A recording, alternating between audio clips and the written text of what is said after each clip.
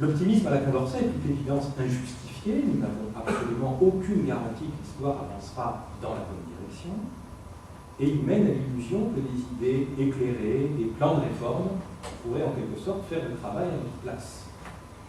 Ici, ce sont les pessimistes, c'est-à-dire les conservateurs, qui marquent le point. Et là, je reprends un texte qui a été déjà cité tout à l'heure par Jacques. Il y a un risque à ignorer les néo-pessimistes, car jusqu'à un certain point, ils ont raison. Tant qu'on pense à court terme, il est sage de ne pas trop espérer du futur. Les plans pour l'amélioration de l'humanité tombent régulièrement à l'eau, et le pessimiste a bien plus souvent que l'optimiste l'occasion de s'écrier « je vous l'avais bien dit ». En général, les prophètes de malheur ont plus souvent raison que ceux qui s'imaginaient qu'un véritable pas en avant serait accompli grâce à l'enseignement pour tous, au vote des femmes, à la société des nations et autre chose du même genre. Quant à l'optimisme dialectique, il sert à justifier la perpétuation sans fin des pires crimes, comme Orwell l'a montré de manière convaincante dans Le gradualisme catastrophique, c'est plus beau que c'est plus fort que c'est politique, qui date d'une période. Une fois posé que le progrès est inéluctable, il est logique de fermer les yeux sur la tyrannie et les massacres. Si chaque époque est forcément meilleure que la précédente, alors toutes les folies, tous les crimes qui font avancer le processus historique peuvent être justifiés. Face à ces deux formes d'optimisme de la nécessité, il y a ce que j'ai appelé l'optimisme de la possibilité, l'optimisme à la Orwell, qui consiste à dire que nous avons toutes les raisons de refuser le dogme selon lequel une société libre et égale serait inatteignable, mais nous avons également toutes les raisons de rejeter l'idée non moins dogmatique qu'une telle société serait impossible et que la domination de classe, sous une forme ou sous une autre, serait éternelle.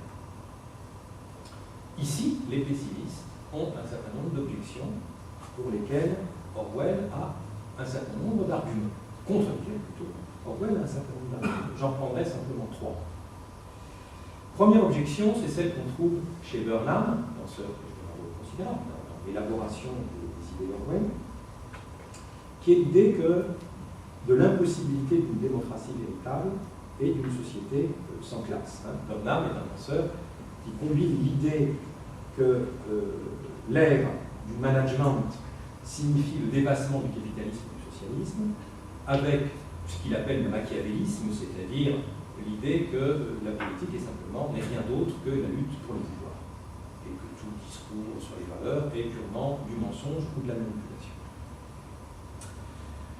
Donc, l'idée de Burnham, résume Orwell, c'est que la société est inévitablement gouvernée par des oligarchies qui conservent le pouvoir par la force, par l'imposture, et dont l'unique objectif est le pouvoir, toujours plus de pouvoir pour elle-même.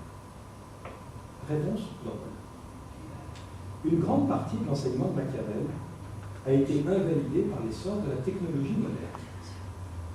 À l'époque où Machiavel écrivait, l'égalité humaine était sinon impossible, du moins certainement indésirable.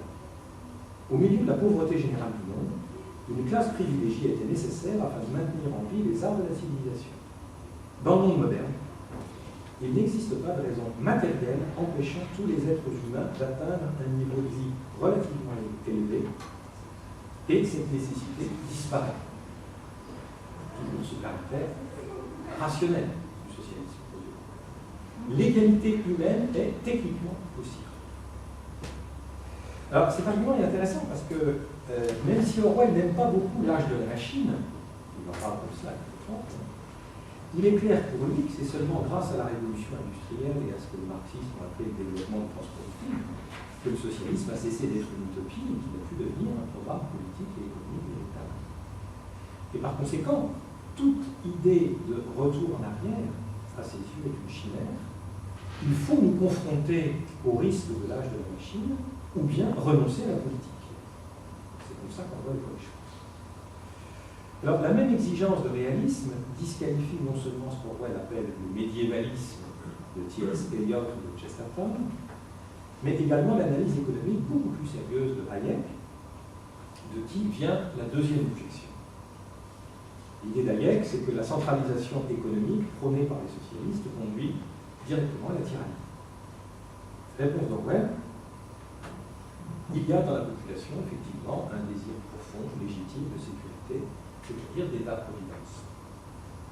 Ce qui fait que, je cite, la défense compétente du capitalisme par Hayek est un travail inutile, puisque rares sont les gens qui voudraient retourner au capitalisme d'autrefois. Confrontés à un choix entre le servage et l'insécurité économique, les masses, dans tous les pays, choisiraient sans doute carrément le servage, en tout cas, si on veut être humain, un autre niveau. Alors, cette réponse a peut-être quelque chose de pas tout à fait faux, mais elle est un peu faible, parce qu'elle reste dans les termes du dilemme posé par Hayek. Sécurité ou liberté. Mais en réalité, Orwell ne tarde pas à dire que le capitalisme de laisser-faire ne garantit pas la liberté. Il mène, n'en déplaise à Hayek, à la constitution de monopole, et donc à des tyrannies privées qui sont pires que l'État tyran. Je cite toujours la recension de The Road to Serfdom de 1944. Un retour à la libre concurrence signifie pour la grande masse des gens une tyrannie sans doute pire encore parce que plus irresponsable que celle de l'État.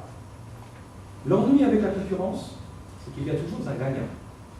Le professeur Hayek nie que le capitalisme libéral mène nécessairement au monopole, mais dans la pratique, c'est bien là que ce système a mené.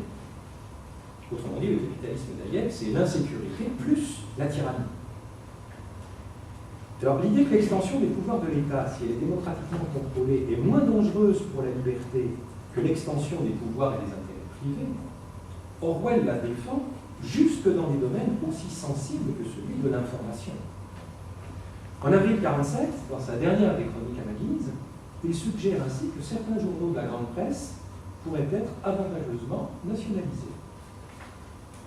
Citation, cette suggestion a toujours provoqué une exclamation d'horreur, des cris d'enfer. Il semble que nationaliser la presse serait du fascisme, alors que la liberté de la presse, consiste à permettre à quelques millionnaires de contraindre plusieurs centaines de journalistes à falsifier leurs opinions.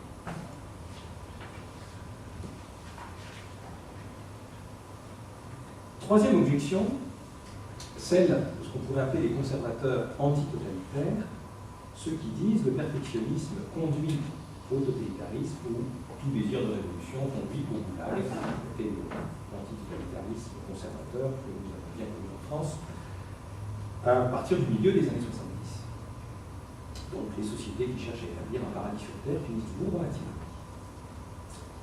Orwell résume l'argument de la manière suivante. S'il a pour but la société parfaite et pense savoir comment l'atteindre, un homme d'État ne se laissera arrêter par rien pour forcer les autres à suivre le même chemin, et ses idéaux politiques seront inextricablement liés à son désir de rester au pouvoir. En pratique, on ne parvient jamais à la société parfaite, et le terrorisme employé dans ce but n'engendre rien d'autre qu'un besoin de terrorisme sans cesse renouvelé. C'est une description à laquelle Orwell souscrit, mais à laquelle le socialiste qu'il est a une réponse, qui a été citée par Jacques Lévy tout à l'heure, mais je la reprends. La bonne réponse est de dissocier le socialisme de l'utopisme. Toute l'argumentation néo-pessimiste consiste en gros à fabriquer un épouvantail pour pouvoir le démolir ensuite. Cet épouvantail, c'est la perfectibilité humaine. Les socialistes sont accusés de croire que la société peut devenir entièrement parfaite, donc le progrès est inévitable. La réponse, il faudrait la clamer plus haut et plus fort qu'on le fait dans le mouvement, est que le socialisme n'est pas un perfectionnisme, ni même un humanisme. Les socialistes ne se prétendent pas capables de rendre le monde parfait, ils s'affirment capables de le rendre meilleur. Et nous arrivons ici à la question du bonheur, qui est pour Orwell un problème philosophique, bien sûr, mais aussi très clairement un problème politique.